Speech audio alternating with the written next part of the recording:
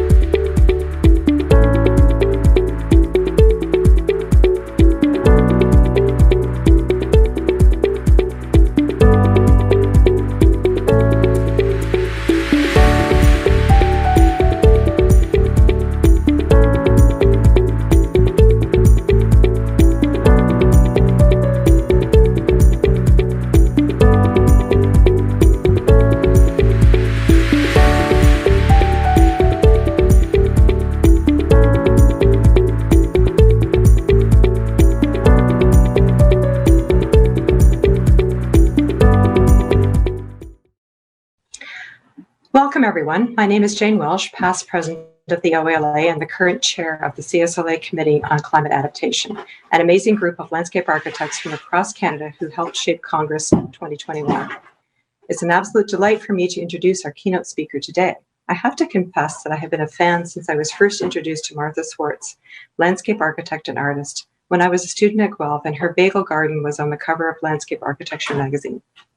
And excited when she designed a high-profile outdoor space in Toronto's Yorkville with the Big Rock, which caused quite a stir in Toronto at the time.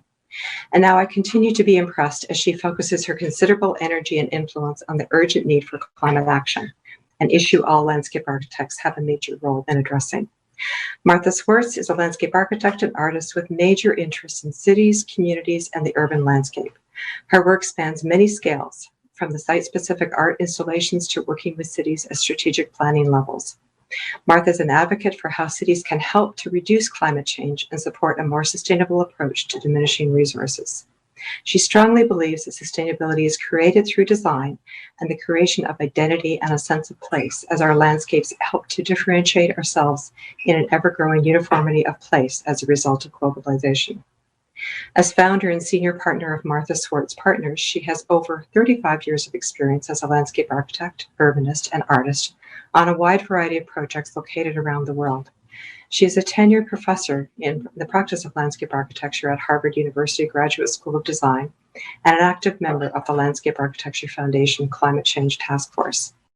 She is the recipient of numerous awards and prizes, including the Cooper Hewitt National Design Award, a Council of Fellows Award by the American Society of Landscape Architects, an honorary fellowship from the Royal Institute of British Architects. There is much more, but you can read about that in her bio on the web. In Canada, we are very proud to say she is also a member of the CSLA, as she joined APALA, which is the Atlantic Provinces Association of Landscape Architects, last year. Most recently, Martha has been teaching and lecturing to create a fuller understanding of the climate crisis and how landscape architects and other practitioners of the built environment can better address the risks we are facing, and to create awareness of the many possible solutions being developed in science, including geoengineering, which we may be able to integrate into our practice to help cities adapt and mitigate the risks of our changing climate. Please welcome Martha Schwartz. Hello, and thank you for inviting me to this group. It is really an honor to be here, and I would say that my good friend Colleen Mercer Clark, who I'm sure you all know, suggested that I talk about the trajectory of my career. And I thought this would be easy peasy, but looking backwards has actually made me very anxious about myself. It kind of scared me. So if I don't really give you anything to think about, if it's of zero value to you, I would say that we can blame Colleen for it. And in short, I will blame her also for asking me to do this. So the good news is we can all blame Colleen. I think that's something that is a plus. Okay, here we go. My mom, who is in the pink circle, Stella Wasserman, and my father, Milton Schwartz, who is the arrows pointing to the upper right, both came from families of designers. I mean, in the old world from Europe, my grandparents came over and their parents were all tailors. Everybody was a tailor. They were making things because Jews weren't allowed to actually go to school, have professions or anything like that. But in any case, when their grandchildren were able to be Americans and be able to get to school, they all became architects. And my dad met Eugene Wasserman, who is on the left-hand side of my mom and her brother. They met while they were teaching at the University of Pennsylvania with Louis Kahn, who's one of the greatest modernist architects in the whole world. Actually, he came from the same family in a place where my father came from in Romania, go figure. Anyway, they met together and Eugene had a very cute younger sister who he introduced to my father, and they got married, and then they had 4 girls. So I'm one of those girls. But the problem is that we have a genetic defect where everybody has come out like with as designers or artists and we're hoping to actually marry into other genome groups so we can kind of stop. But I was always doing and making art since I was a little girl. And I went to art school at the Philadelphia Museum of Art when I was a kid, and I majored in art at high school, and I went to the University of Michigan and double majored in art and pre-med because I always loved biology. And towards the end of art school, I fell in love with the earthworks artists such as Robert Smithson, Richard Long, Michael Heiser, Nancy Holt, Walter Di Maria, and Christo. I thought they were the best. So I told my dad, the architect, he had a large practice in Philadelphia. I grew up on his floors. And I told him that I was going into landscape architecture. And as a successful architect, because I knew the hierarchy of architects and everybody who lived underneath architects, he gave me some important advice, which is any idiot can plant a tree. So I ignored him and just kept on going. So I'll give you a quick overview of my strategy to build my own practice. And as I have said, is that do not try this alone and at home or with your children. So here I am. This is a very kind of neat map about how I evolved my practice. And the beginning rules of my practice, it started in 1983 at number 1 in Boston, that my practice was going to only work with patrons and not clients. And we can talk about that later, but I can say actually, and in seriousness, that's kind of how our practice actually does work. We do design, but really people come to us when they see the design work that we do and decide they want to work with us. So I started in number 1 in Martha Schwartz Inc. in Boston in 1983 when I had my first baby. And then I moved to New York City, started my office, number 2, and had baby 2. And then in 1987, I moved to San Francisco and restarted my office for the 3rd time. Not a 3rd baby. In 1992, I moved back to Cambridge and restarted office number 4 and had baby 3. And in 2004, I moved to London, started off with office number 5. And in 2016, I moved back to New York in 2016 and started all over again in the United States. That was very clever, right? Okay, not. Anyway, we do have offices in New York, which is the newest office, London, which is the biggest office, and Shanghai. So that's where we are. I would suggest not doing what I did. So I wish I had time to show you some of our projects, but I will show you the first project I did after graduating grad school. It's the bagel garden. Not my best work, but probably my most important contribution to the profession. So it came about because my then husband, Peter Walker, and I couldn't agree on how to design our front yard in Back Bay, Boston. It's about 12 feet by 12 feet. And what I did is when he went off for a business trip, I went into action and built this little garden out of materials that I could buy only on our block, meaning purple aquarium gravel and bagels, which I dried and lacquered. And I actually took pictures and sent it to the ASLA magazine, and Grady Clay was the editor, decided to put it on the front cover. He asked me to write about why bagels. And in those times, landscape architecture was very white, very male, very corporate, and from an art student's point of view, extremely boring. And being appropriate, which is like waving a red flag in front of the artists, was very important as we were trying to win favor from the architects, which we still don't have. So I made the case for bagels being extremely appropriate as a landscape material. It's inexpensive, everyone can do it, it does well in the shade, it doesn't need water, it's biodegradable. What material could be more appropriate than a bagel? And when it was published, there was a severe reaction, pro and con, and more people wrote into the magazine in debate about this than at any other time. And unfortunately, a number of people actually discontinued the magazine. They didn't want to be associated with it, with bagels on front of it. And Grady was fired eventually. So looking back, it did turn the corner of design and opened up the possibilities that landscape architecture could be an art form defined by the designer and included in other design arts. So here is really the root of that, which is the Dada piece by Duchamp. And I knew about Dada very well. I do love that group of artists. And this toilet was anonymously submitted as a work of art to the Society of Independent Artists Salon in 1917. It was immediately rejected and became instantly famous.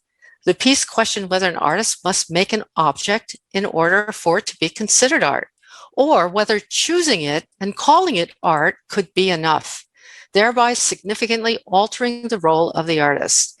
This changed the art world forever in terms of perception of what art could be. And this is what the bagel garden actually did for landscape architecture. So I am very proud of it. I'll probably have a bagel on top of my grade someday.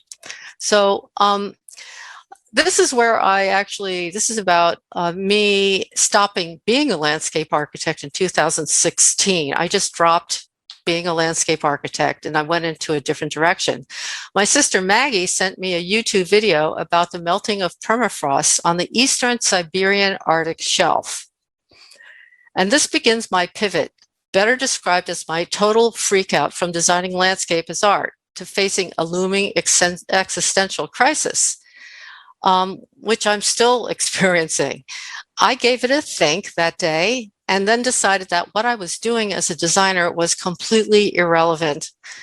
So I was really heartbroken about learning about climate change. I called up Professor Peter Waters from Cambridge University, because I was in London, who is a renowned Arctic expert, and explained how the warming of the Arctic Ocean was melting the permafrost on the eastern Siberian Arctic shelf, which is starting to release methane, a greenhouse gas that is about 30 times the strength of carbon dioxide in terms of trapping heat. So, as you know, I'm sure you all know about permafrost. It covers about 24% of the exposed landmass of the northern hemisphere, and then trapped inside the Arctic permafrost are huge amounts of carbon and methane, about twice as much as the amount currently in the atmosphere. But this was what really scared me when I read this map here, and this is a killer graph illustrating the negative feedback loops that the release of methane will create, where rapid global heating will increase the ice melt and the spiraling methane release, which will add about 0.6 degrees to global warming by 2040. It is now projected there will be a loss of the Arctic summer ice, which will ensure maximum methane release from the exposed shallow seas of the continental shelf. So this has never gotten away, it's just gotten worse. So for me, this was extremely distressing. I decided that I was going to apply my time to learning about climate change, because I really did want to feel as though I could somehow intercede or, try to really help what was going on. So I was and still am very distraught about delivering such a world to my 3 children. And it's the world that I created and helped to make. So I just have these wonderful children, and it's hard for me to really imagine, after having learned about it, kind of what I'm leaving them. So I started a deep dive learning about climate change by reading lots of very readable, wonderful books by very good climate writers. Fortunately, there are good books that people like myself or yourselves who are not scientists can actually understand, and they're very well written. So I am a real solutions-oriented person because, I've had this office for 40 years. Everybody comes to me with problems. So I have to be able to say, okay, well, what are the solutions? And I came across these 2 books that opened up the topic of geoengineering the planet. So The Planet Remade, which is a fantastic book by Oliver Morton, and then Geoengineering, The Case for Engineering by David Keith, who actually is probably the top scientist on the topic of geoengineering. So what happened after I quit landscape architecture was the new landscape declaration from the Landscape Architecture Foundation. So on the eve of its 50th anniversary, the Landscape Architecture Foundation asked a diverse group of the world's leading landscape architects to reflect on the last half century and present bold ideas for what the discipline should achieve in the future. And I gave a 10-minute lecture on the urgency of climate change, and that the landscape architect should be the profession that takes the lead in this battle, being the professed stewards of the land. We have to become the stewards of the earth now. And we need to bump up our thinking and ambition and scale, move across silos, and tackle it head on.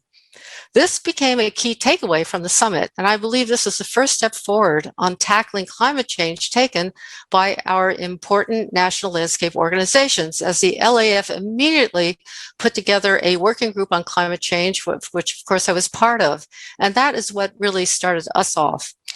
A key product from the summit and a synthesis of the ideas is the new landscape declaration that was prepared in 2016. So in 2017, I got an email from a woman named Pamela Conrad, who I didn't know, asking if I would join her to give a lecture at the ASLA meeting in Los Angeles about climate change, because she knew I was kind of interested in climate change. And I said, absolutely yes. We were probably the first to really dive into the topic of climate change and climate change solutions within the ASLA.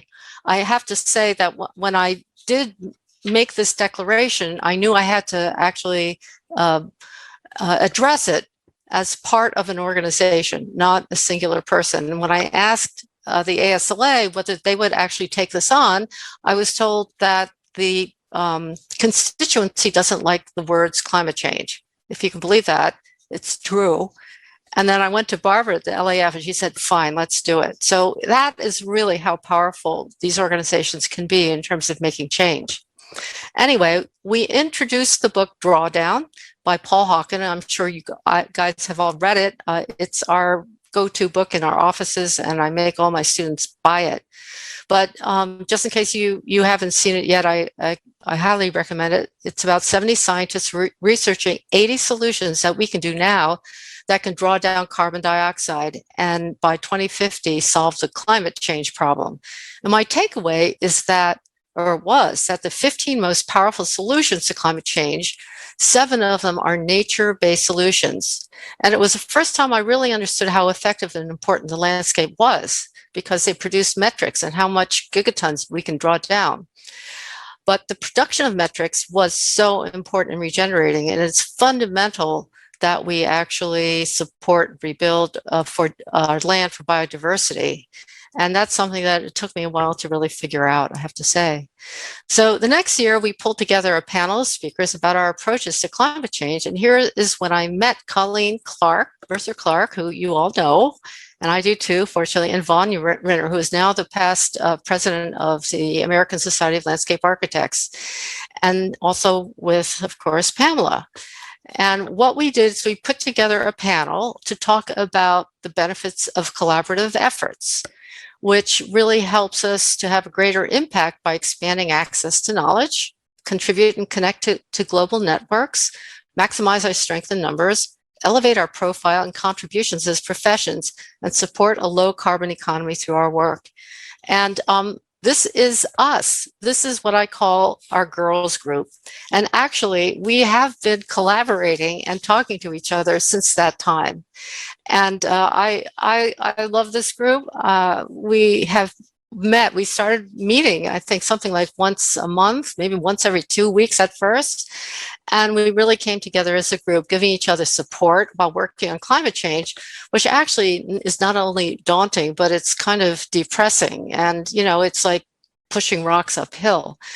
And having support from a group of like-minded people, like our girl group, has been a wonderful experience for me. And we have definitely helped each other in giving support as well as great ideas. And it's now turned into this churning powerhouse. As with the last 4 years, we've made huge steps and have gathered momentum.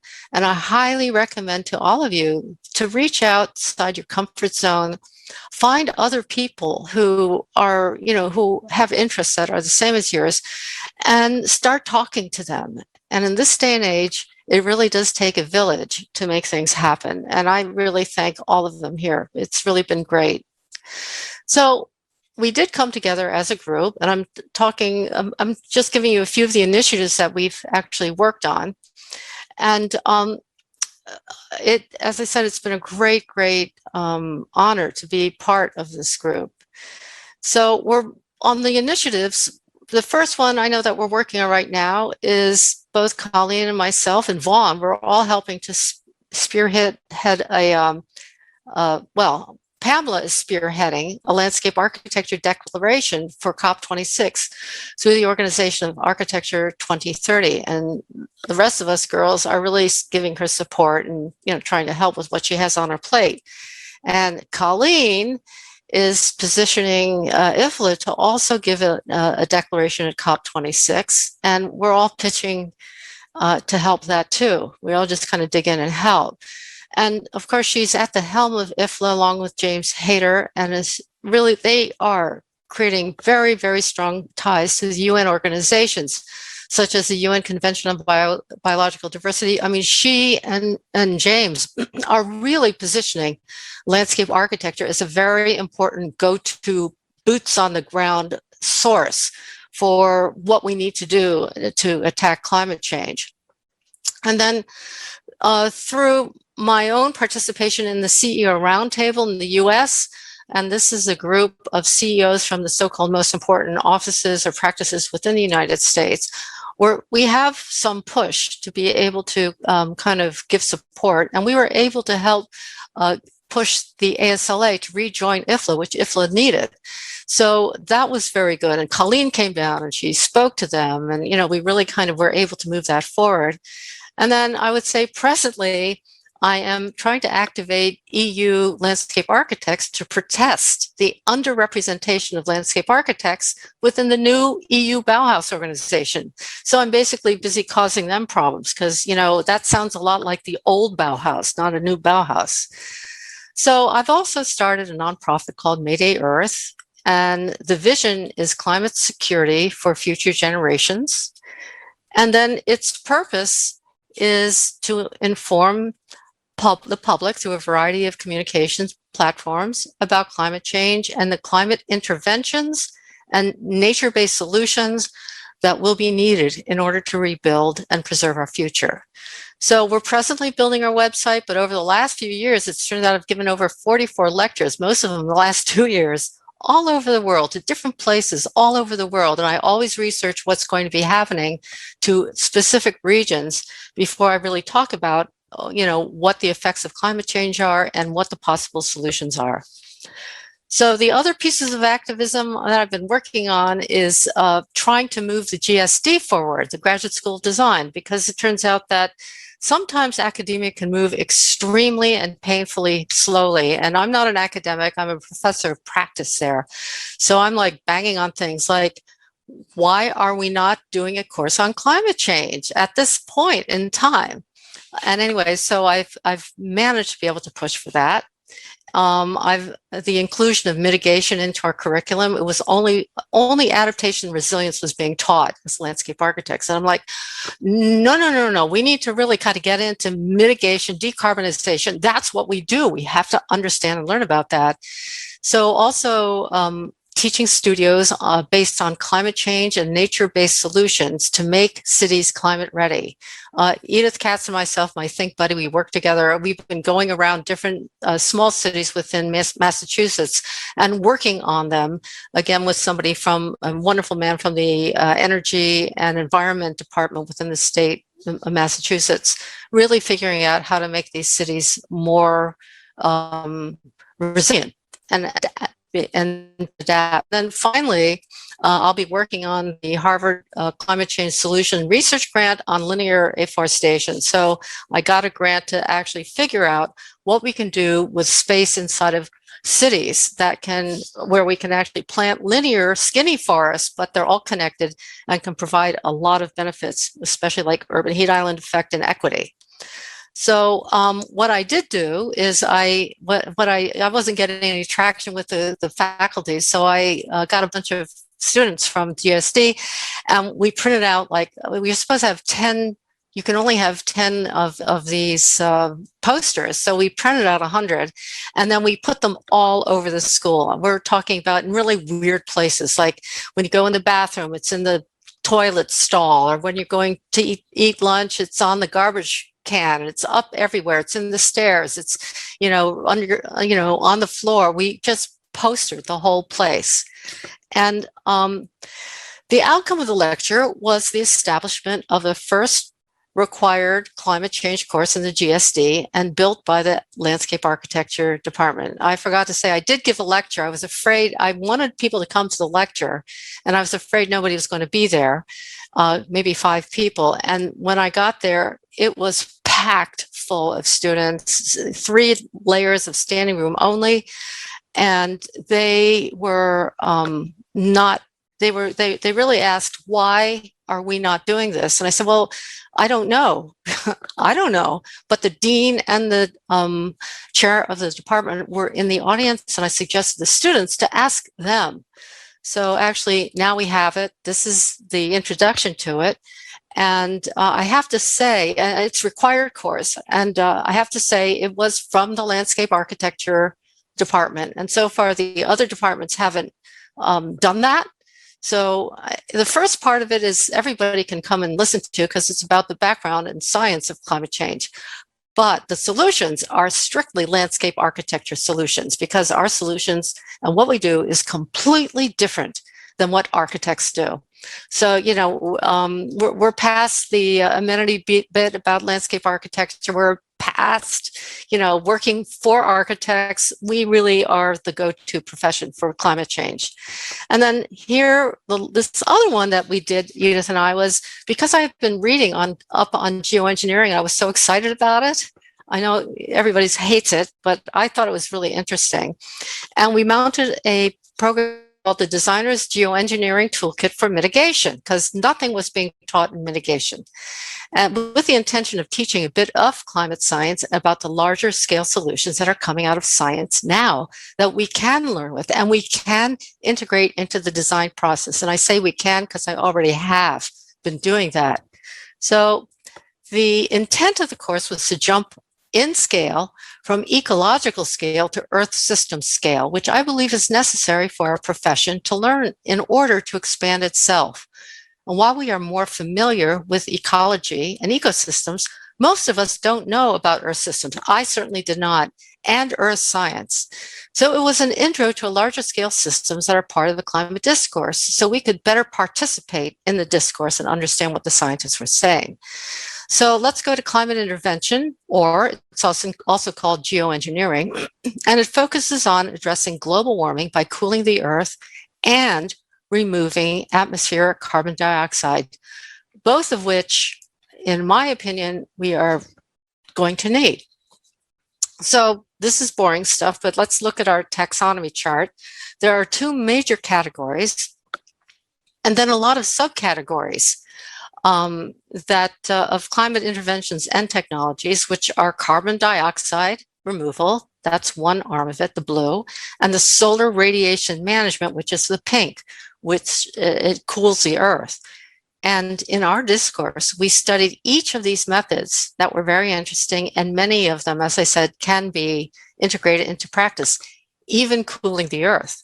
And I have already integrated a lot, as I said, in our own projects, which I won't have time to show you guys, but it would be nice if someday I could. So let's go to solar radiation management, technologies that cool the Earth by reflecting sunlight back into space. But they pose many risks, challenges, and uncertainties. However, there is a building scientific consensus that we will need such methods to cool down the Earth due to many reasons. So scientific consensus says that no amount of adaptation or resilient planning can lead us to a stable, secure climate future, which is just because we haven't done enough to address it. Now, this is something that a lot of people don't quite understand, and the IPCC doesn't put it out in front of people, or they don't really mention this issue. A lot of people believe that cutting down emissions is going to stop climate change. But the question is, what is the relationship between the carbon cycle and the energy cycle? And the question I would ask you, I wish I could see your hands, is that even if we stop emitting today, would the Earth be able to cool down? And the answer to that is a resounding no, no way. It's not going to cool down. It's going to continue to heat up. And it will continue to rise for another 40 to 50 years. So we have to expect the heat to continue to heat up over a long, long time in human time. So according to this research paper, crossing into a hothouse Earth period would see a higher global temperature than at any time in the past 1.2 million years. And the climate might stabilize with 4 to 5 degrees of warming by the end of the century, and the seas could be 30 to 100 feet high. Parts of the Earth would be uninhabitable. And one of the reasons, and I have to say, I just recently came across this one, the whole scientific community was buzzing on this one. One of the reasons is called committed warming, as to why we're going to continue to have heat into our atmosphere, which affects the energy cycle and is caused by the absorption of heat from the sun by the Earth's soils, rocks, and the oceans. And natural cycles of the Earth takes time. They don't move in human time. It takes about 40 years or 50 years, a little bit longer, embedded and committed warming to escape from the soils and the oceans back into the atmosphere, which will add more heat. And according to this article, we have to add 1.4 degrees centigrade to account for the embedded warming on top of the IPCC predictions of 1.5 to 2.0, which gives us a 2.9 to a 3.4 degrees by 2050. And that's more realistic in terms of what we're headed for. We're definitely not going to be making our target.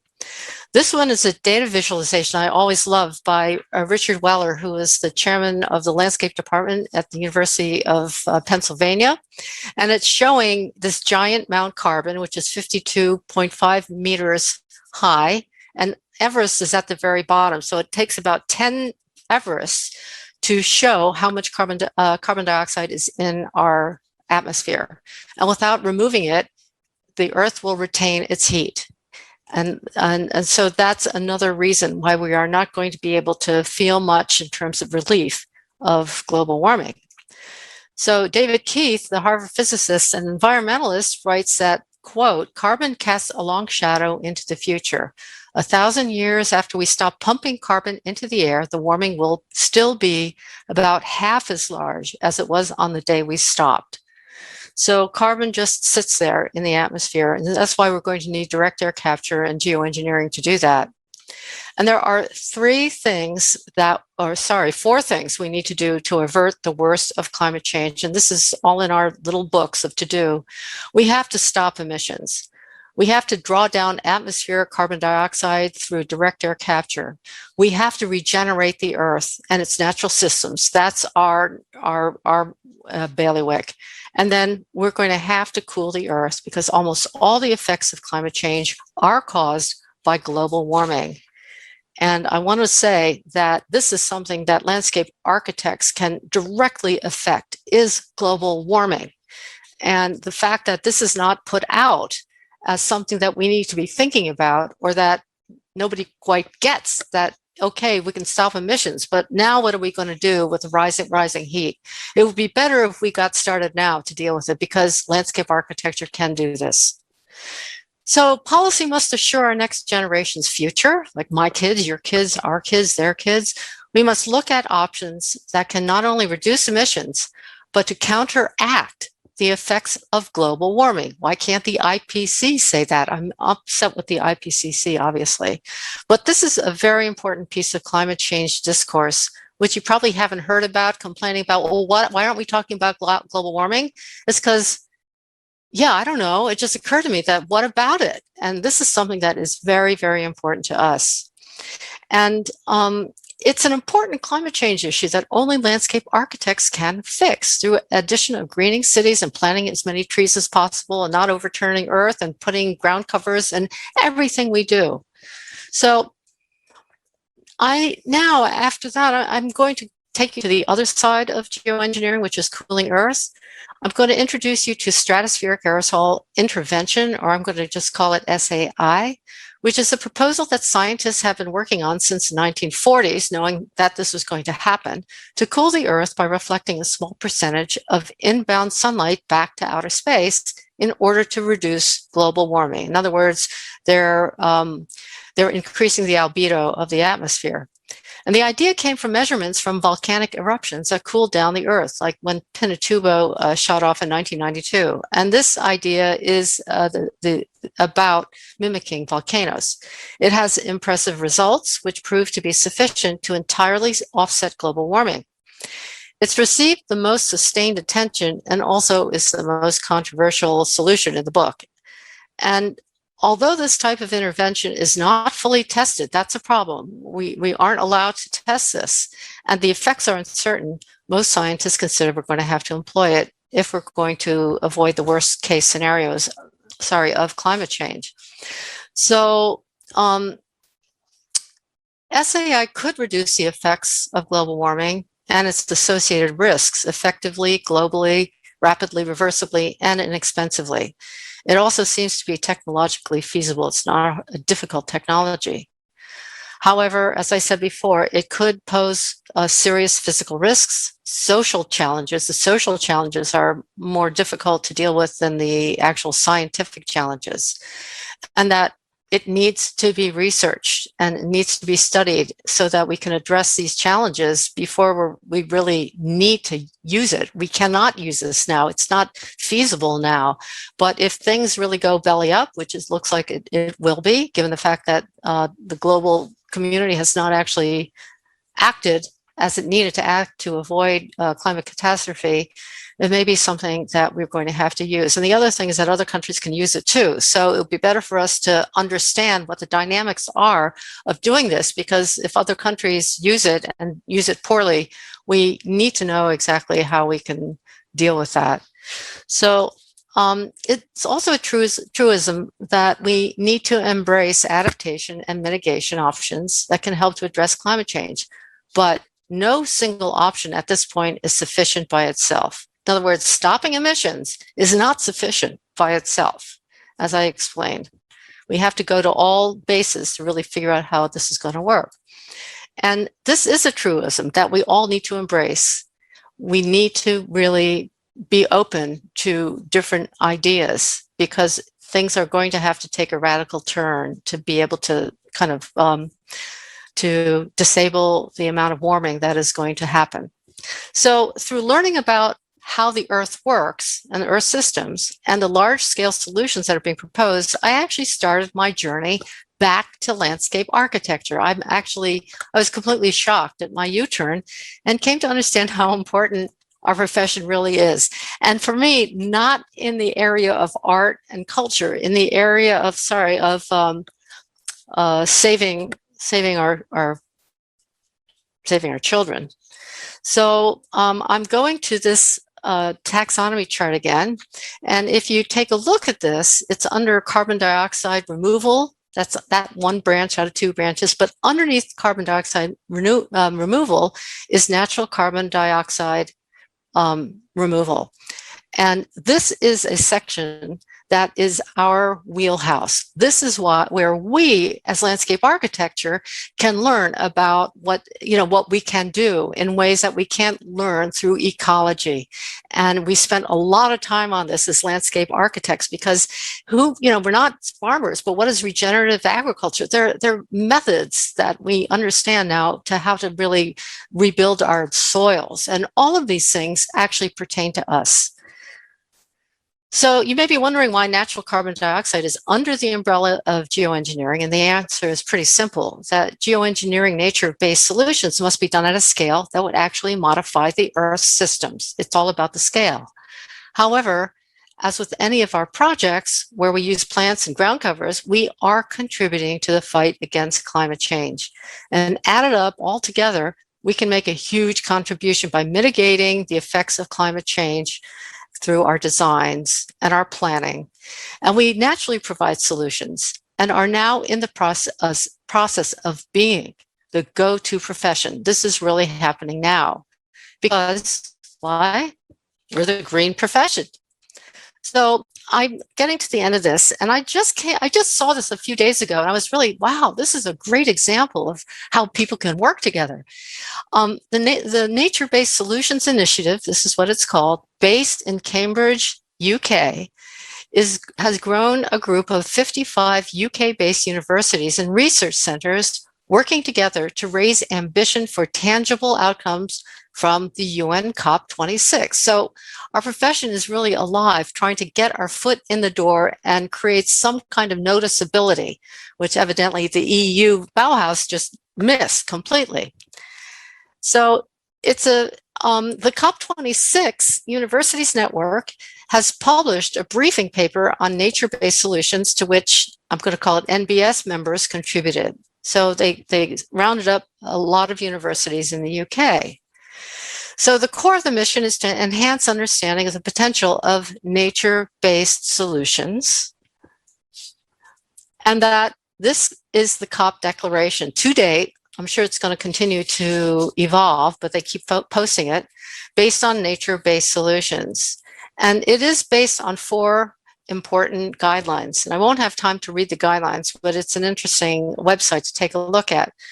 The 4 nature-based guidelines are headlighted as crucial for nature-based solutions programs to deliver their promised benefits. Now, I would love to see what those benefits are in metrics. I'm going to go in there and take a look. The report concludes with policy recommendations for delivering NBS for climate, biodiversity, and human well-being within the UK. The types of economic incentives that can be used, how to monitor NBS appropriately, and how to effectively involve local stakeholders through a use of participatory approach. So the most heartening piece of this is that of action that has been taken and done by a group of universities who came up with the idea of well, why don't we collaborate? And this is a great example of activism and working together with like-minded people who are all rowing in the same boat in order to accelerate our mission. And it's a footprint we should follow, I think. Why don't we combine our best universities in North America to do the same? We can if we want. And throughout our evolution, communities that grow around a common goal become stronger and prevail. This is just in Darwinism. You have to have groups in order to prevail. And we can't accomplish our goals as individuals. We must put ourselves out there to either lead or assist leadership and leadership groups. And combined with the necessary cuts in emissions across the sectors, nature-based solutions can substantially reduce the peak temperatures reached this century. So this was kind of, yes, Martha, you're right, landscape architecture and what we do can actually affect global warming. So I thought, yeah, I'm glad. So in conclusion, I just want to kind of put up before you what our core strengths are as landscape architects, because sometimes we forget it or we don't even think about it. But we are the decarbonizing profession. We can be playing a much larger role as the globe heats up. We are the only profession that works with living systems and are steeped in the science of biology, ecology, and maybe even earth systems. So the profession is as expansive in its coverage as the landscape is itself. As generalists, we are the conductors of people and groups we orchestrate the specialists. We need to know a lot about a lot. It's our job to see the big picture, and the world needs generalists like us who can piece together the chatter so that we can define strategies that will solve important problems. And we bring together specialists in order to learn specifics, but it's people like us who put the disparate pieces together in a coherent and executable reality. So we're creatives. Sometimes that brings us problems, but it means that we have agile minds that can put unlikely ideas together to create something that hasn't been imagined before. And we can imagine things that do not exist now, such as the future. We can think outside the box, and this is one of the most important skill sets. And the future depends on people's creativities. So get creative. And then we're integrated thinkers. So we are the only profession that are knowledgeable about ecology, society, culture, visual communications, and creativity, and we know how to build things. We've been taught to integrate these disparate silos of knowledge and produce solutions. We are taught to think horizontally and to bring together such disparate disciplines such as science and art, go figure, and imagine the future. We've been trained to think at a global scale, a regional scale, down to an intimate garden scale. This is an invaluable skill set. No matter how large a master plan may be, one must consider the experience of a single person as they're walking in the environments that they have been planned. There is no other profession that has this range of scalar training, and this will be extremely valuable in the future. And I guarantee you, we will use it as we deal with larger issues in the landscape. And our ability to communicate verbally can convince people that what we are proposing is worthwhile and will help them to solve their issues. And if we were not able to verbally communicate, we would not have a profession, as we must convince people to support our ideas. Since it's their football, we are spending other people's money and have no power other than our credibility and power of persuasion. And through our ability to draw and visualize, we can convey spatial ideas, moods, nuances of a particular environment. A picture can and does say 1,000 words. And we can create what the future looks like through design and visualization. And this is incredibly a power tool as well to help people feel comfortable with new ideas and the possible solutions we are putting before them to address their issues and climate change. And we are also storytellers, and through our ability to communicate verbally and work with others to understand others and to integrate their input into our thinking and design is a crucial part of who we are. We integrate many, many complex components when designing landscapes, especially within the public realm. And in order to do this, our education is broad, and we also work across professional silos, often within the range of engineers in many sectors, such as civil, transport, electrical, structural, environmental, but botanists, hydrologists, geologists, it goes on and on, the people that we work with, and still come up with a solution of beauty that can reach the hearts and minds of communities and people. And we make an emotional connection that people will value and add beauty to the urban environment, which, as we know, is fundamental to the quality of life and human health. So now is our time as landscape architects to go beyond our remit. We need to expand our minds, find new friends, come up with ideas for participation in saving the world, and have the satisfaction that we are making a contribution. Even as an individual, you can plant a garden, even plant bamboo, even if they're not indigenous. So the question is, where will you be in 2050? And how are you going to participate in this in any way you can? And the best way to start is figure out what you're really good at. What are those things that I mentioned that you're actually crackerjack at? And use that as a platform for moving forward. So welcome to the Anthropocene, and one, if not the most transformational eras in the history of humanity. So thank you all so very much. And I wanted to thank you very much for allowing me to interface with you. Thank you. Thank you very much, Martha, for such an inspiring and thought-provoking presentation. My name is Michelle Legault. I'm the CSLA and the LACF Executive Director, and I'll be moderating today's Q&A session. First, I want to thank ABC Recreation for supporting Martha's keynote address. We have lots of questions and 50 minutes to do it in before we give everybody a short break leading into the educational sessions. So Martha, the most popular question that everybody wants to know is, what is the best way we can help in our role of landscape architects with the challenge of climate change? Where can we be most effective? Well, I'm really glad people are asking that question, because that's the first question that you have to ask yourself if you feel that you want to be involved.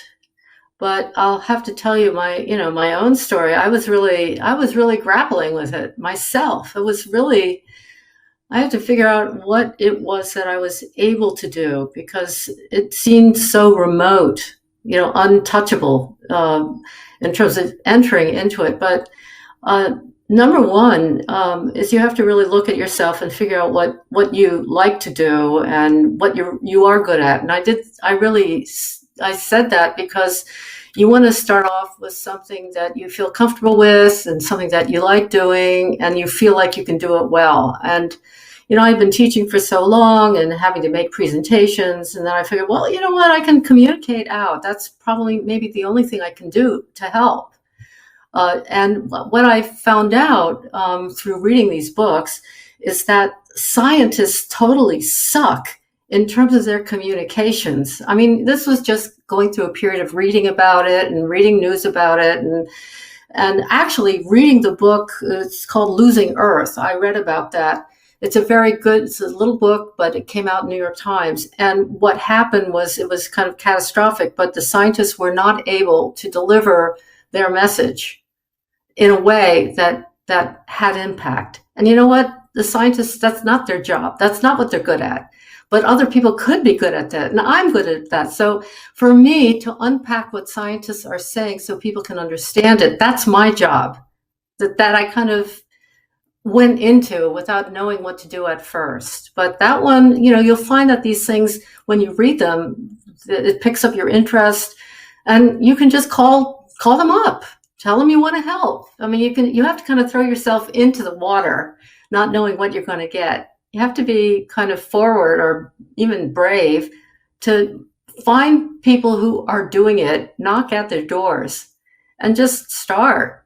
Nobody's going to come to you. You're going to have to go to them.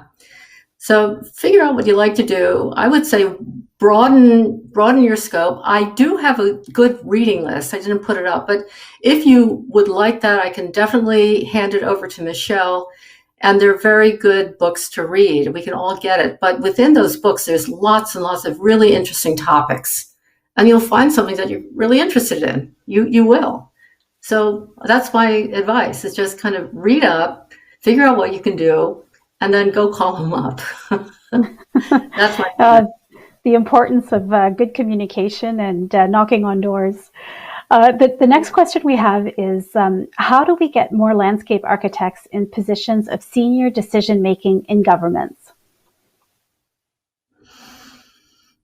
Well, again, we're always frustrated about how nice we are as a group, and we are. I believe that we can definitely wheedle ourselves up into higher positions within our government, and that's exactly what Colleen is doing. That's a good question to Colleen, because she's already done that. But we have actually, what we did with our CEO roundtable, we have been able to exert our constituents, who are people who work in our office. There are a lot of them within the U.S., and put pressure in areas and kind of get up. Within the ESLA, there's a time where we can go up to the Capitol and actually state our case. But I've also met landscape architects who are like the mayor of Copenhagen. It's people who are really interested in policy. That is its own topic. And you can really, I think, engage by learning what the steps are and who is doing what, and starting to get involved into those organizations, probably by giving your time to that.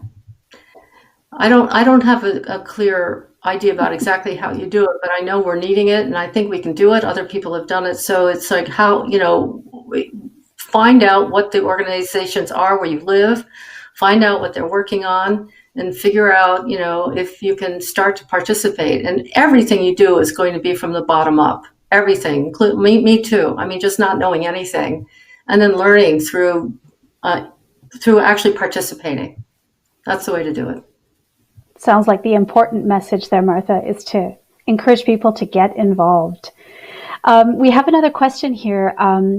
It seems to me that the success of the range of solutions you outlined is very dependent on urgent and fundamental changes on the political and economic fronts. Any thoughts on that matter? Well, yes. It is very urgent. Things are very urgent. And politically, none of our countries have actually moved fast enough to be able to avoid what's coming our direction. So anything that we can do to really get into policy making and to integrate what we know is needed into policy is going to be very, very important. And again, that's what Colleen and IFLA are working at that level. And hopefully all the other, the constituency of IFLA, all the countries, move together and help each other to make that a prominent issue within policy making. But I think we are really growing stronger. We're growing together. We're creating more momentum. I think what we're doing has been fantastic. We all are starting to stand up to be activists. That's the deal, I guess. We have to activist. We have to action ourselves in doing whatever we can to support others, so that we get up to the impacting of policy making, because it has to go so quickly now. We have another question here, which is going to challenge you a little. It says, let's stick to protecting soil and trees and ecosystems at all latitudes. Geoengineering is so anthropocentric. The planet will recover without humans. Well, I would have to agree with that, because the planet definitely will recover without us. Absolutely. The planet will keep on rolling. Evolution will keep on rolling. The only problem is that humankind is going to really suffer, and the biodiversity is not going to stay diverse, not in the trajectory that we're going to. So the issue with our nature-based solutions, number one, is that we have to have them. We have to get that started. But nature-based solutions do take time. And if you take a look at the other trajectories within the Earth systems, things are going much more quickly than what the nature-based solutions can actually handle in terms of both emissions and heat. So look, we have geoengineered the Earth already. That isn't something we haven't done. We've done it, and we've geoengineered it to this point. So actually, it's reverse engineering that needs to be done. And at this point, that is the only thing that we have on the table, because if we were to grow 1 trillion trees, the rate of warming would far outstrip what the trees could do. And that's just science. Now, I think that this is a really good question, and it's a really good topic, and that is the debate about solar geoengineering. People are very much against it because it's tampering with the whole climate, but we are doing that now, today. We're tampering with the climate by driving our cars, by heating our houses, by everything we're doing it. So, and that is, yeah, they're things that human beings built. But this particular idea is really the only thing we have to actually save billions of people. And in order to make that decision, you really have to know what the benefits and the risks really are. For example, what is happening now is snowmelt all over the world. And if you just get out of North America, because actually we caused the problem, most of the people in the global south are going to be challenged and hurt by global warming, much more so than we, at least now. And they haven't done it. We have. We are responsible for what we've done. That's certainly a stance I take. And we have to actually think carefully before we say, no, we're not going to cool the earth. You guys are just going to be without water. Your children will die. You won't have any, it's like telling them that they cannot have any hope at all. And you have to be willing to say, yeah, that's okay. You guys just are going to suffer. And just to let you know, and to think about it, is that the Himalayas, all the glaciers are melting. And the Himalayas is the source for all the water for Southeast Asia and Pakistan. And all the rivers that come from the Himalayas, like the Indus and the Brahmaputra and the Ganges and the Mekong, there are over 2 billion people depending on that water, and that water isn't going to last because it's melting. So if you're okay with that, then you could say, no, we don't want to do that. But you have to really think about other people in other countries and how they are going and are now suffering, and they are. People don't live like we do.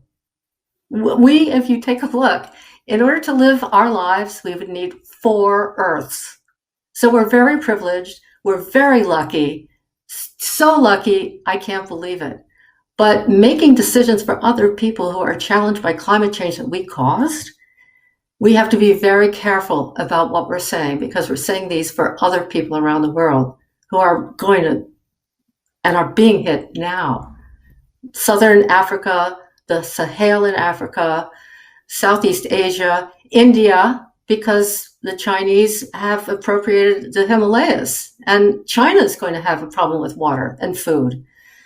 And there'd be social disruption and probably climate wars. Climate wars are happening now.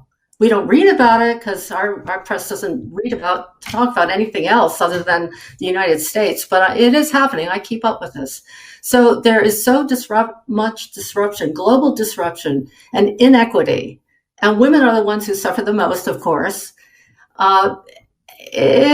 You have to learn about this stuff before you make this kind of decision. And that's all I'm asking, is really kind of understand what other people are going through and will go through before we do. And we caused it. Thank you so much, Martha. There's so many more questions. I think we could have you here for another hour, but we do need to stop for give everybody a short bio break before the technical portion begins. Again, want to thank you. You're thought-provoking, you're inspiring, and we love the way you discuss and challenge us, and so we hope that you will keep doing that. We want to thank again ABC Recreation for sponsoring this keynote address. We're going to give everybody a 10-minute break, and at 1:15, the concurrent sessions will begin. Alors, tout le monde, un petit 10 minutes pour une petite pause café, et on va revenir à 13h15 pour les séances d'éducation qui sont tous énumérées dans l'horaire. So again, refer to your agenda. And everybody, though Martha can't see you, she can only see me right now, but I'd say if we could give her a virtual round of applause. Bravo, Martha, and thank you again for joining the CSLA-OALA Congress. Believe me, it was my honor. Really, thank you so much. And I think the CSLA is the best. I depend on you guys a lot more than I do the ASLA. Thank you very much. Thank you, Martha.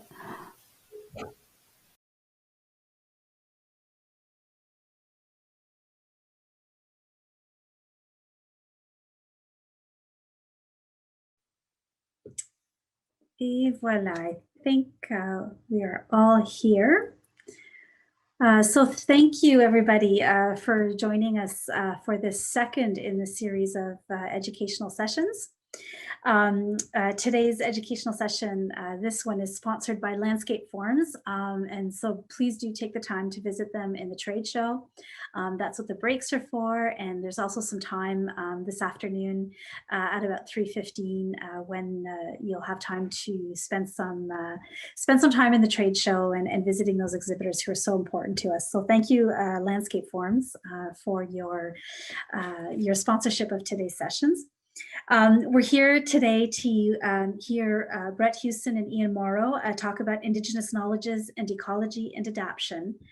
And so welcome Brett, who will be taking questions at the end of the session. And we'll get that session started now and hold for questions at the end. And please do chat in your questions. You can do that during the presentation as well. And we'll have some time at the end. My name is Hetrum Sket, and I'm joined by Dr. Ian Morrow. So next slide. I just wanted to give a little bit of a run through about who I am. I'm Gitchsan, originally from the interior of Northwest British Columbia. I'm an author of a children's series called Mothers of Gitchsan, and this series is focused on teaching young people the interconnectedness of everything within our ecosystem where I'm from. And these are knowledges that I gained from my elders and knowledge keepers. And, we're taught by our knowledge keepers to be stewards of the territories. Next slide. So Gitchsan territory, where I'm from, is shaped like this map on the right. This is an exact interpretation of the shape of our territories and where the culturally modified trees are, the borders. It encompasses about 35,000 square kilometers of territory, not including the Wet'suwet'en, who are our allies to the south. The territory would then expand to about 50,000 square kilometers. So within our territories, one of the most alarming things to our people is the rate at which the glaciers are melting and receding. Even as a child, I remember a lot of the glaciers in the summertime would only recede a very small amount, and that would contribute to a lot of the tributaries that we see within our territories for the salmon to spawn in. But now the elders are noticing the salmon populations are dropping, and there's a number of factors, one of which includes the degradation of glaciers that are on our territory. So with that information, that's some of the things that pushed me into working towards storytelling. I started out actually going to the University of British Columbia for geomorphology, and I realized that that's not the way that I wanted to share the stories of our people. It was something that, it's good, relevant work, but it's something that didn't encompass what I really truly wanted to do with my work. So I got into film and television, and that brought me over to the prairies, where I currently reside, and I spent 11 years working with the Aboriginal People's Television Network, and then I ended up leaving to get into focusing more on storytelling with regards to our cultural knowledge. And this led me to work connecting with the Prairie Climate Center, because they were doing work that was deeply involved with Indigenous knowledges. So I'll pick up the story there. Again, I'm Ian Morrow. I'm the Executive Director of the Prairie Climate Center at the University of Winnipeg. We're in Treaty 1 territory in the homelands of the Métis Nation, and that's where Brett and I are coming to you from. and the narrative thus far. So the climate science around, the changes to the environment have been happening for decades. The Intergovernmental Panel on Climate Change, the IPCC, turns out these reports, every number of years, and they keep telling us that we're emitting greenhouse gases. It's creating the greenhouse effect. It's warming the atmosphere and the planet and the water, and the ecosystems are changing and species are changing. And with each subsequent report, we hear that it's worse and worse, and we need to do more and more. And yet there hasn't been the kind of transcendence into action. We keep blowing past our targets year after year, agreement after international agreement. And what we've come to settle upon, the major challenge, is really a communication challenge. How do we break through to the public? How do we break through with policymakers? How do we break through so that the science and the understandings of change from these diverse ways of knowings are acted upon? And so at the Prairie Climate Center, we're quite interested in climate communications and the idea of connecting with different avenues of thought around how you can effectively engage people, whether it's psychology or visualizations and map making or storytelling or filmmaking. And Indigenous knowledge plays an important role in this. And I'm a filmmaker. I've ended up making a number of climate change films across Canada. The first one was Keperangayuk, Inuit Knowledge in Climate Change. And Zacharias Kunuk, the great Inuk filmmaker, and I made this film. It's the world's first Inuktitut language film on climate change. We released it in 2010. I went on to make a film in Atlantic Canada, and then more recently, Beyond Climate with David Suzuki, who is the narrator of this film. All of these films are available online, and all of these films link science with Indigenous wisdom and that diverse way of knowing, ways of knowing, so that we can get a fulsome understanding of the kinds of change that are taking place across the landscape. And when we started to build the Prairie Climate Center, Danny Blair and a group of climatologists here at the University of Winnipeg were developing maps. They were developing the kind of spatial and climatological tools to understand the change, mostly in the prairie region. And I had been making these films across Canada and said, can we link these things? Can we link that storytelling and climate science together? And we ended up saying yes and developing the Climate Atlas of Canada.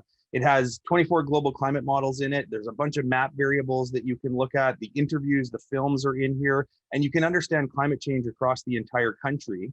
This is the actual Climate Atlas. It's got these gridded cells on it. And so you can click into any part of the country to get information about how climate change will affect that part of the country, with all these different variables and more or less climate change in different time periods. And so it's a very powerful tool. And I'll pass it back to Brett. So in working with Indigenous communities, one of the most important factors is developing a very reciprocal and meaningful relationship. And a lot of that has to do with the trust. So currently, a lot of Indigenous knowledge keepers need to connect with the partners they're working with on a very close level. And establishing trust also means that we follow certain practices and protocols. And one of those things is OCAP, which is the ownership, control, access, and possession. And this specifically has to do with allowing Indigenous communities to control their data. Any of the information that they share belongs to them, and nothing will expressly be used without their permission. And this also led us into connecting to a different type of research. Indigenous communities present knowledges orally, and there's some written and recorded communication, but primarily the biggest reason for this is to continually develop relationships. A lot of people say it was because Indigenous communities couldn't create the written languages. That's not the truth. The truth is that we wanted to continually generate good relationships with the people we work with. Next slide, please. And creating these meaningful relationships is something that I noticed as an Indigenous person, seeing the Prairie Climate Center already developing these relationships with Indigenous knowledge keepers and leaders from across the country. We have Sila Wakluche here and Frank Brown, who are phenomenal thinkers, respectively, from their territories. And they're part of a group of people who guided the Prairie Climate Center into looking at how to better develop a connection, to bridge the gap between Indigenous knowledges and climate research. How can we do this in a way where we can share stories, not just about Indigenous people, but lives in Canada? And how do we better establish better storytelling to get the research information to the people who value it and need it the most, including planners and designers and the people who are building the municipalities and the towns and across the country. So that's one of the things that we really want to work toward and try to establish are these valuable connections. Next slide, please. I might just add, Brett, that this gathering here on the right in the chair, or the leather chair, is Elder Dave Kershane, and so this is the Turtle Lodge, and this is an organization that we've worked very closely with, and Elder Kershane and the work there we're going to talk about shortly. And part of the connections that we established brought us into Whitehorse, for the AFN held the first national Indigenous gathering on climate change, and it was a phenomenal gathering. We got to connect with some amazing knowledge keepers, leadership, people from all walks of life who brought the story of climate change as it with respects to how Indigenous people view climate change, how it's impacting their culture, knowledge, and their lives. And we were able to record some amazing interviews and create this great video around the conference, which you can also find on the Assembly of First Nations website as well as on the Climate Atlas. Next slide, please. And kind of going back into the discussion about glaciers when I was speaking about my territory, the Kluane First Nation is also nearby Whitehorse. They're within that range, and they're no longer than a day's drive from where my territory is. So they are experiencing the exact same things that we are in our territory. Dramatic change, like our tributaries are disappearing. They had a major river system completely move, and many researchers and media outlets were going there, but a lot of them weren't actually talking to the people who were directly impacted by it and having their input and learning about what they are doing through this change. So one of the things that PCC started working on is creating a film around this project. And here you can see what OCAP principles really mean. You see the elders are reviewing the project. They have say over how their knowledge is shared. So we make sure that every step of the way they're reviewing it and nothing is done without their permission. Next slide, please. So all of the engagement that we had done and completed with leadership in different communities across the country led us into being guided by people like the Turtle Lodge and the leadership from across the country into creating a dedicated atlas that's for Indigenous communities or Indigenous knowledges. So we're we're in the development phases of that. It's nearly complete, and this will house all the content that we've already created with regards to Indigenous knowledges, but also any new content that we're creating will now live on this page. Next slide, please. So this Indigenous knowledges currently is broken down into a section of First Nations, Inuit, and Métis knowledges. And this just makes it a little easier for people to see something that's recognizable to them. So commonly people in Canada hear First Nations, they hear Inuit, they hear Métis. But Indigenous communities are many nations. It's just like the same as saying Asian or saying something from Europe. You know, there are multiple different countries and nations that live within that one envelope. So First Nations, there's many different nations there. Inuit, there's many different people across the north. And same with the Métis, there are many different communities that are across the country. So this is the easiest way that we can break down the knowledges so that it's recognizable for people around the country, but it also allows us to direct specific projects into these categories. Next slide, please. And I'm going to hand it off to Ian, who will speak to more about the information that we're creating with the Indigenous Climate Atlas. And so we were kind of given this charge through this meeting at Turtle Lodge, as Brett was saying, that the communities wanted to see themselves on the map, and that, you know, a map like the Climate Atlas of Canada would not be complete without First Nation communities, Inuit communities, Métis communities, well established and visualized. And so the first run of the Atlas admittedly didn't include this, and it was an oversight.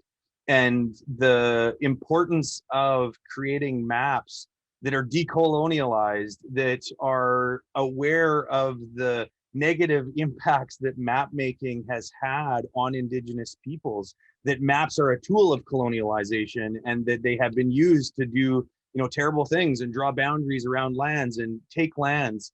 And so we wanted to make sure that the Atlas, as it evolved, was mindful of that history of map making, that history of colonization, and the importance of creating an inclusive map. And that's what the elders and knowledge keepers had guided us to do. They also said they didn't want to be ghettoized and outside of the climate atlas. They wanted this to be inside the climate atlas, given that it's a tool that many people go to, and that we should kind of evolve these things in that kind of braided, knowledge systems that we hear about, and that two-eyed seeing, those ways of thinking about learning and knowing the best of all of these different ways of knowing. And so this is an example of all the First Nation communities. There are Inuit communities, and we're working to kind of map out Métis projects with the Métis National Council and the Assembly of First Nations. And this is a visualization of it, but when you get into it, this is actually what it looks like. So as Brett said, the map has not been launched yet, but this is in our testing environment. And we had spent a lot of time up in the Yukon, and Brett was talking about Kluane, and you can kind of see Kluane there on the bottom left of the Yukon territory. But way up in the north part of the Yukon, the Vuntut-Gwitchin First Nation, if you take a look high up in the Yukon, what we're looking at right now with respect to the climate data that you're seeing is the number of minus 30 days. And the number of minus 30 days in a period where we have kind of lots of greenhouse gases mid-century. So this is only 2021 to 2050. And what you can see that in that kind of mid-century period, we're going to go from about 72 minus 30 days in the northern part of the Yukon territory down to 44, a loss of almost 30 minus 30 days on average. And this is actually the mid-century. If you go to the far future in the 2051 to 2080 period, it drops off even steeper. And so when you think about land use planning, when you think about people on the land hunting and trapping, fishing, you would imagine that the ice in the lakes and the permafrost and all of this is likely to change. And so the Climate Atlas gives an opportunity to think forward into the future, imagine what that future might look like, storytell that future to yourself and your community. Okay, if this is what it's going to look like, these are the adjustments that we might need to make. And it is very useful for landscape architects, plant hardiness zones, all these things are changing. And this gives you an example of how to think about that in the context of Indigenous communities specifically, which is the first time a tool like this has been available for the country and for all the territories that make it up. And if we take a look at where we are here in Treaty 1 territory, just north of Winnipeg, Broken Head Ojibwe Nation is close to Seguin, which is where the Turtle Lodge is. And if you look at this is number of plus 30 days. And so the number of plus 30 days in a high carbon far future in the 2051s to 2080s, in the kind of historical baseline, it was about 10 plus 30 days in that part of this area of the country. And in that high carbon far future, it's going to jump up by almost 34 plus 30 days on average, which gets us into the 40 plus 30 days. There's different models that model it higher and lower. So that's the average, but this could be up as high as 67 plus 30 days in an extreme year in an extreme model. And when you think about that and you're like, whoa, what about water? The possibility of drought, growing food. What are the animals going to be doing? How do we think about plants on this landscape for Indigenous communities? Medicine, what's it going to look like? This is a tool that helps us think about that future. And we've made a series of videos that also go along with these quantitative climatological tools. So you've got films within the Climate Atlas, and there's more that will be coming out. And as Brett said, this kind of oral history and oral knowledge and expression of observation and experience is really, really critical. And that's why we make films, because it's the right kind of tool, and communities really appreciate this form of research and information sharing, because it's synthetic and works with many of the communities in the way that they share information. But moreover, there's a lot of solutions in Indigenous communities, and there's stories in here about food security projects, about solar projects, about fishing and activism and reintroduction of bison on the land, and the kinds of things that are really going to make a difference with respect to the resilience and future adaptability of communities. And so these stories are stories of what kind of future can be built and can be shared together to make sure that communities land safely on the other side of this issue called climate change. And with respect to the summit that we held with Turtle Lodge, this is a summit hosted by Elder Dave Kershane, and we brought Indigenous leaders from across North America together to look at this issue of climate change. And essentially the findings were that climate change is a symptom of the issues of the current human condition: greed, arrogance, anger, dominance, selfishness, and how the behaviors associated with that create issues related to climate change. And essentially how these problems, when informed by Indigenous knowledge and Indigenous solutions, can be addressed in a really meaningful way. So we encourage you to check out this paper, which we've published with Turtle Lodge and the Prairie Climate Center. And I'll leave it to Brett to wrap up. So what I kind of wanted to impart is, we're working on a training and capacity building project with the Manitoba Climate Resiliency Training Program, which is part of the BRACE initiative by NRCan. And so we're developing this program which trains Indigenous communities to connect these tools, climate research tools, to their adaptation planning. And what I wanted you to think about is how we need to create reciprocal relationships with the land. And this is one perspective that we take from Indigenous knowledge is that as people, we've been developing things to shape the land for us. But I think now we need to really look at how we shape ourselves for the land, which you do find a lot of planners and designers are starting to do. And I hope that more do it. You look at Vancouver, a place where I went to school and I lived for many years. They've changed a lot of things in their ecosystem around the city, and the salmon are returning to spawn. So we know that when we change ourselves, the land does the rest for us. So we need to look at this reciprocal relationship that we have with the land. And that's part of one of the projects that we do and that we're creating, is to look at this relationship. And I think that anything that you do going forward is integral and important to keep this reciprocation in mind when you change the things in the lands that you work on or the cities that you work on. So if you had any other questions, you can connect with us here. And thank you for lending us your ears, and I really appreciate your time. Thank you very much. Thank you. Thank you very much, Brett and Ian. We have a good 10 minutes for questions. I encourage everybody to chat in your questions to Brett. Thank you, Brett, and Ian, to you both for this great presentation. Such meaningful work, and I really, there's one phrase that really resonated in your presentation for me anyway, was shape ourselves for the land, and I think that's really key, and something we all need to take to heart.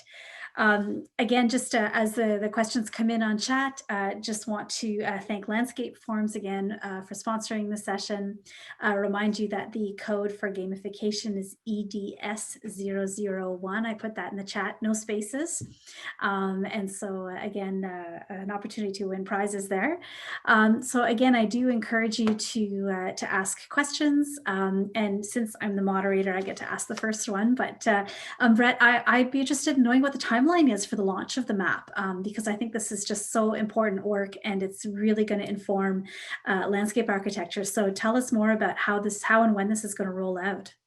The Indigenous Climate Atlas, we already have it in testing phase, so it's kind of in a phase where we were able to use it right now, but it's still just ironing out any of the kinks. And I'm hoping that we can start doing a soft launch somewhere in around August.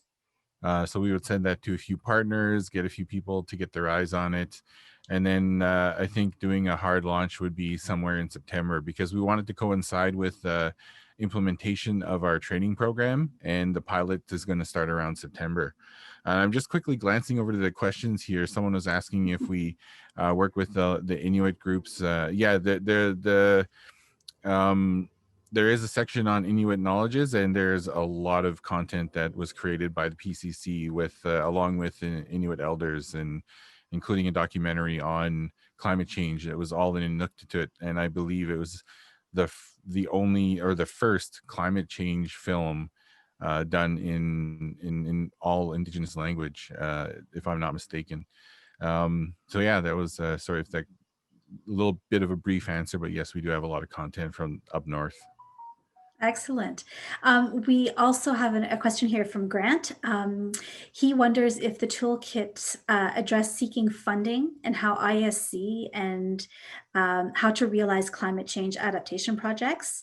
And do the toolkits focus on implementation and long-term management? Yeah, so the content that we're developing currently, we will have components that talk about resource management and possibility of acquiring funds, but we don't really take them through the funding application process. Typically, a lot of the Indigenous communities that we're gathering with already have a lot of those knowledges and endeavors. They apply for a lot of programming with regards to Indigenous protected conservation areas, guardianship programs, land stewardship programs. There's a lot of those that are already implemented. What we're trying to do is to enrich those programs and the cultural programs that are on the communities to help them bridge the gap between adaptation planning and their knowledges. I mean, technically, if you let Indigenous community just continue their stewardship, they're already contributing to adaptation planning. But even though we say this program is to help Indigenous communities, technically we're going to be really enhancing the climate research from non-Indigenous community with non-Indigenous communities, because the perspectives that come from Indigenous communities are just so far varying and different from the perspectives that typically you'll see in climate science and in any sort of science, really. Thank you. We also have a question from Christina. She says, thank you for a great presentation. Do you have any suggestions on how landscape architects can share and disseminate the Indigenous climate readiness training and capacity building paper? Yes, we have the paper published through our website. You can actually go to climateatlas.ca. Any of the information that we create is going to be on the climateatlas.ca page, as well as the Indigenous Climate Atlas page, which will be linked directly into that the main website as well. And the program itself will be hosted on our websites, but it'll also be part of the Manitoba Climate Resiliency Training Program website, and that'll be up and running shortly. It might even be up now. I'm sorry, I'm just can't remember when the launch was for the website component, but we're just in the development phases, and the pilot of the program will start running in August into September. And we're hoping that the full implementation of the program, which will be both online deliverables as well as in-person deliverables, cross our fingers, for the 2022.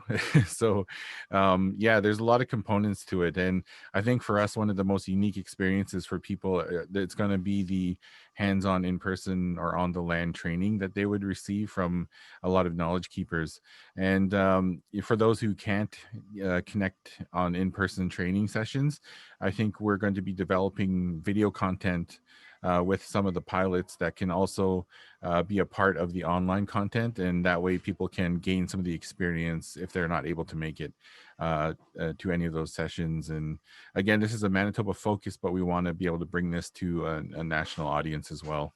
That's great, Brett. We'll make sure once those programs are launched to get some links on the CSLA website too. So there'll be a jumping point from our website.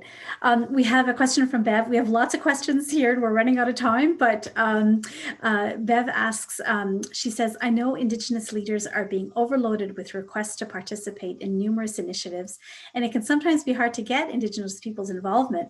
Is there a way to respectfully manage that demand and support involvement? Yeah, currently we've had a lot of trouble connecting and doing engagement sessions with a lot of the people currently because of COVID.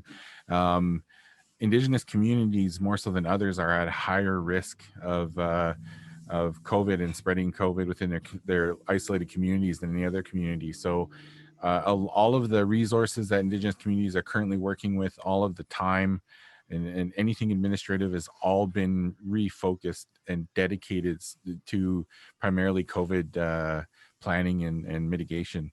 And so, yes, we've had a lot of trouble doing that. And on top of what you're saying is exactly that it's harder to get leadership to kind of be involved.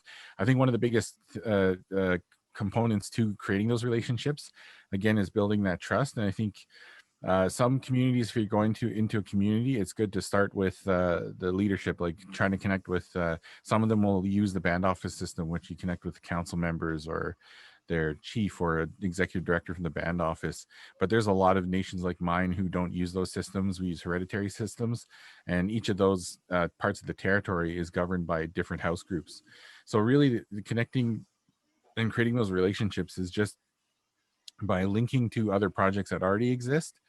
I would recommend kind of looking out there and seeing who, like myself, I work with PCC, and I am regularly requested to do lectures, participate in a lot of programs across the country. I do a lot of lectures regularly at different universities with different programs, and it's just something that it really is just connecting on that personal level. And usually when you connect with an elder or a leader, you want to be able to create a meaningful relationship. So having one meeting that's just dedicated to getting to know each other before you talk business is probably ideal. And when we're done with COVID, the best thing you can do is to go in person to those leaders, have tea with them, and connect on that personal level. There's a reason, like I said, we do things with an oral tradition, and that's to be able to keep these meaningful relationships going, because the interconnectedness of relationships is very key to trust. That's lovely, Brett. It's nice to hear, to encourage us to put business aside for a little while and get to know each other personally. We're supposed to be ending the session now, but there's one question that that has to be asked here, and everybody's saying yes. Please ask this question before we end. How do you imagine overlapping tech mapping with climatic shift mapping to project future flood watersheds and protect landscapes? Actually, we have a lot of one of our directors, Nora, she's works directly with water studies, and one of the things that we've requested all the time is to create components to the climate atlas that actually deal with hydrology or water levels or whatever else there may be. And one of the things currently is that we might just be linking to studies, like putting studies onto the map itself, but we still have yet to work out how to be able to get that data in a very relevant and usable way, so that you can just click on a tab. Because right now, as it is, the climate atlas data is a little bit, it's easy to use, but it's a little much to get through for a lot of people. But I think we're one of the components we will be working on, I think maybe in next year, when we have a little bit more time, is to try to look at things like different studies and what type of data we can overlap with the climate atlas and the climate data, because we've been requested that a number of times, both from Indigenous planners as well as planners from municipalities and government. Thank you so much, Brett. That's all the time we have. But if anybody has any questions, I think Brett flashed his email address, but you can also find him at the conference and chat with him through by clicking on the People's tab on the left of your navigation screen. Again, we want to thank Landscape Forums for supporting this educational session. Remind you to enter your gamification code. And we have a little break now before the next session starts at 2:45. So take that time to visit the trade show and check out some of the technical videos that are screening on the main stage. So again, Brett, thank you. Merci on behalf of the CSLA and the OALA. It's such important work that you're doing, and we want to support you however we can. And we were so pleased that you were able to come today and share this with us. Thank you, everyone. I really appreciate it.